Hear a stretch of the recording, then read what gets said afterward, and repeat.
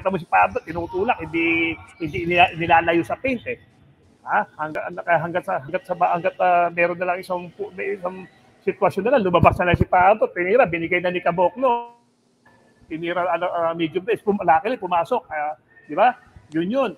So, yun yung nakikita ko, yung Dwight Ramos, talagang all over him eh. Hindi makaporma eh. Diba? So kung ang sa akin, pwede mag-step up in time siguro sa sa ibang department, okay? Ako hindi naman ako nagdudundunan. Sayang, hindi ko na yung, di ba yung against Georgia, nag-zone si team ko. Hindi siya nag-zone. Oh. Sayang. Para at least, alam mo kasi, sa zone,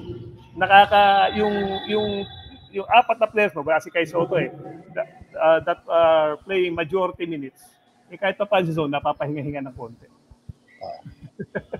Di ba?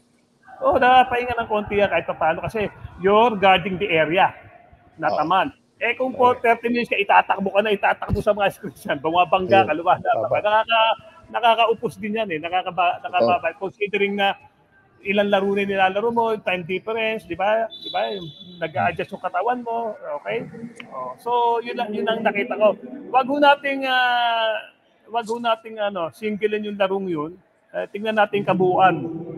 Ako, okay pa rin yung kanilang kasi lamang pa rin halos lapag tayo nung first half eh.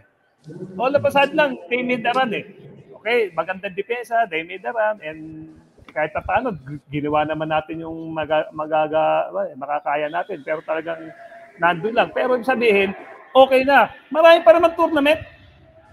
Okay? At alam na natin na we can compete with these teams. O sa susunod, eto na, alam na natin ng formula. Okay? Pero importante, we gain the respect of the world. Diba? Ano sinasabi? Philippines, napakahirap. It's a technical team. Ang galing. Yung iba, panlaban lang, physical. Ito, ang Philippines, technical team. Masabihan ka ng ganun ng ibang mga coaches na nakalaban mo. Okay.